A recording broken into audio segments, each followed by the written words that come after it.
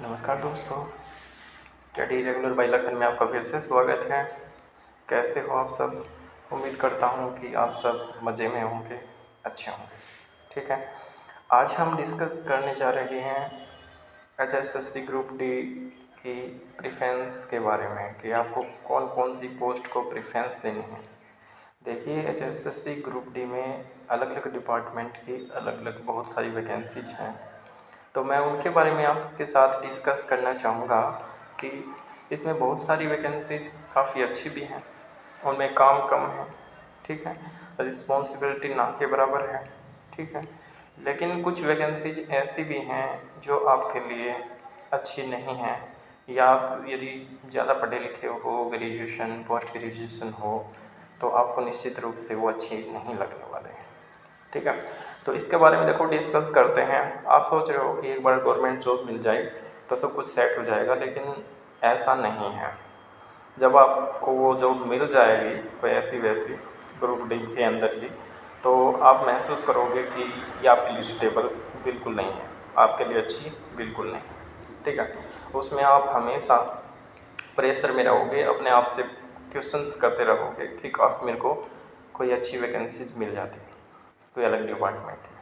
ठीक है, तो ऐसी वैकेंसीज़ के बारे में मैं आपको बताऊंगा, और आगे आपको ये भी बताऊंगा कि आपको प्रेफरेंस का जो ऑप्शन है वो बाद में मिलने वाला है ज्वाइनिंग से पहले।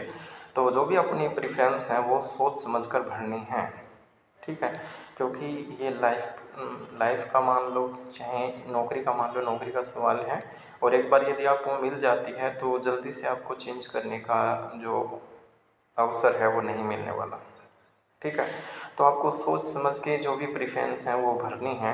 तो आपको फर्स्ट मैंने मतलब कई वीडियो मैंने देखी भी हैं, कई टीचर बता देते हैं ऐसे, तो देखो कंप्लीट जानकारी उनके पास भी नहीं है, वो ऐसे ही बता देते हैं हाँ पहले लाइब्रेरी की भर्ती थी, फिर लैब अटेंडेंट, लेबोरेटरी अटेंडेंट। देखिए इसमें अलग अलग डिपार्टमेंट्स हैं, अलग अलग आती हैं, इनमें से कई अच्छी भी हैं लेकिन कई थोड़ी सी दूर की भी हैं।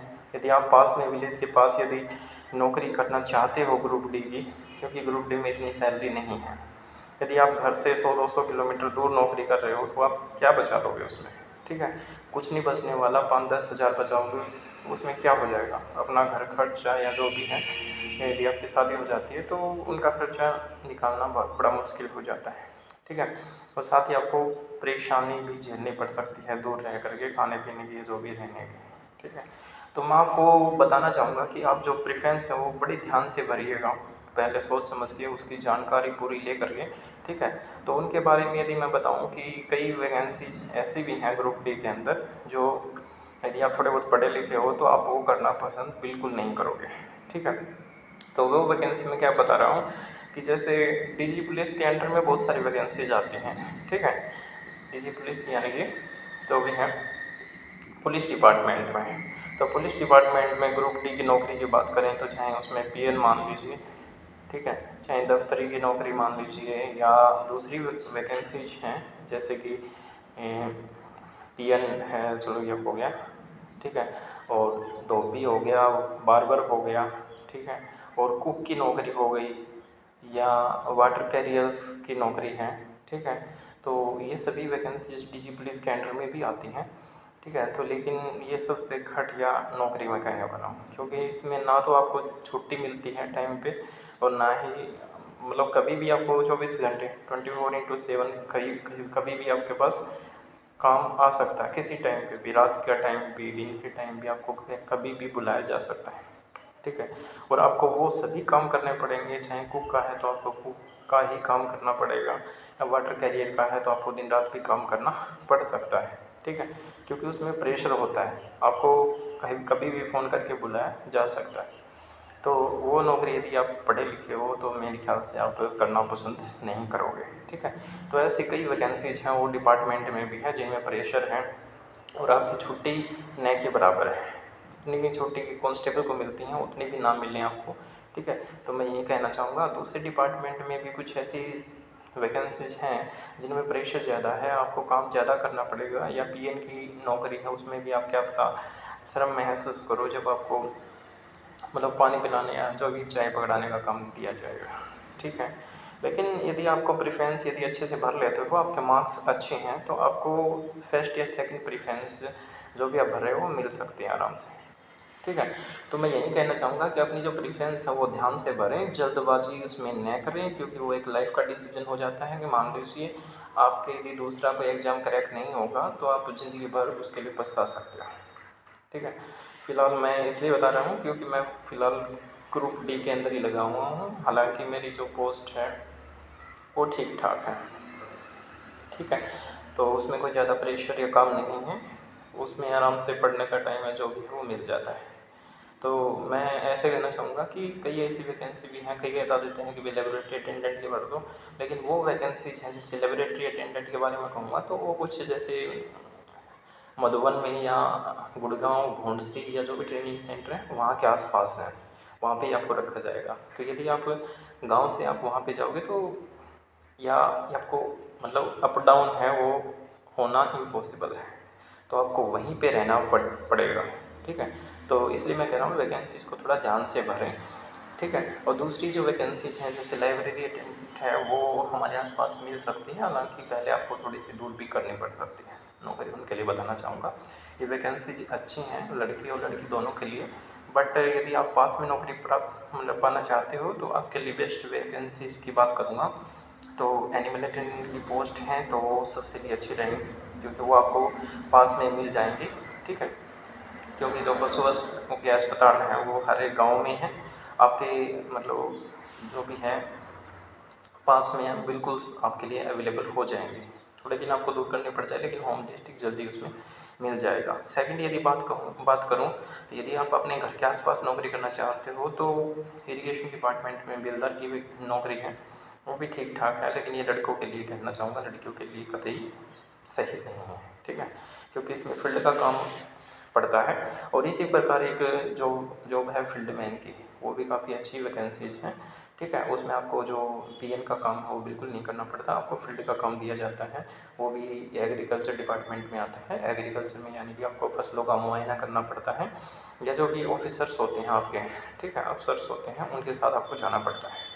तो वो भी एक अच्छी खासी नौकरी ठीक-ठाक है, ठीक है। और फिर मैं यदि बात करूँगा तो यदि आप पढ़ना चाहते हो, कुछ आगे करना चाहते हो तो लाइब्रेरी अटेंडेंट या ऐसे कुछ, और यदि पीएन भी लगना चाहते हो तो पीएन में आपको मैं प्रेफ़र करूँगा कि यदि आपको स्कूल में मिल जाती है, ठीक है, किसी लोकल स्कूल में या आस-पास गाँव के स्कूल में यदि आपको ये पोस्ट मिल जाती है तो फिर पीएन की भी बेस्ट रहेगी, क्योंकि उसमें आपको कुछ नहीं करना, ठीक है। उसमें आपको काफ़ी टाइम पढ़ने का मिल सकता है, आप कुछ कर सकते हो, ठीक है। उसमें आपको कोई प्रेशर नहीं आने वाला है, आप अच्छे पढ़े लिखे हो तो आपको क्लासेस भी दे दी जाती हैं, आप पढ़ा सकते हैं, ठीक है। तो ये कुछ वैकेंसीज़ हैं जो अच्छी हैं, मैं कहना चाहूँगा जैसे लाइब्रेरी अटेंडेंट हैं या लैब अटेंडेंट है। लैब अटेंडेंट अलग है, लेबोरेटरी अलग है। लैब अटेंडेंट जैसे कॉलेज में लैब होती हैं या जैसे और भी फोरेंसिक लैब होती है तो वहाँ पे आपकी ड्यूटी आ जाती है।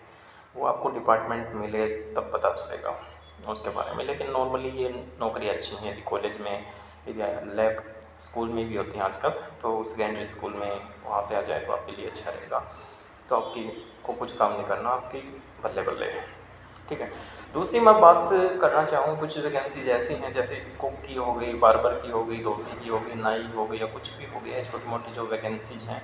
देखो ये हाँ, चौकीदार की हो गई, माली की हो गई, देखो इनमें काम बहुत है। चौकीदार की सबसे खतरनाक नौकरी मैं कहने वाला हूँ, क्योंकि इसमें आपको रात को भी ड्यूटी आ जाती है, किसी सरकारी जो भी बिल्डिंग है उसकी आपको रखवाली करनी है, ठीक है। कई बार पीएन भी लगा देते हैं, पीएन जैसे आपके कॉलेज में ड्यूटी आ गई तो वो भी आपको चौकीदार का काम भी दे देते हैं कि आपको रात को चौकीदारा करना है और दिन में पीएन का काम करना है। तो डबल प्रेशर आ जाता है और मना भी नहीं कर सकते, ठीक है। वो काम करना ही पड़ता है, उस टाइम आप नौकरी छोड़ भी नहीं सकते और वो आपके पास अदर ऑप्शन भी नहीं बचता करने के सिवाय, ठीक है। तो मैं आपको यही कहना चाहूँगा कि बाद में आपको प्रेशर न झेलना पड़े, ठीक है।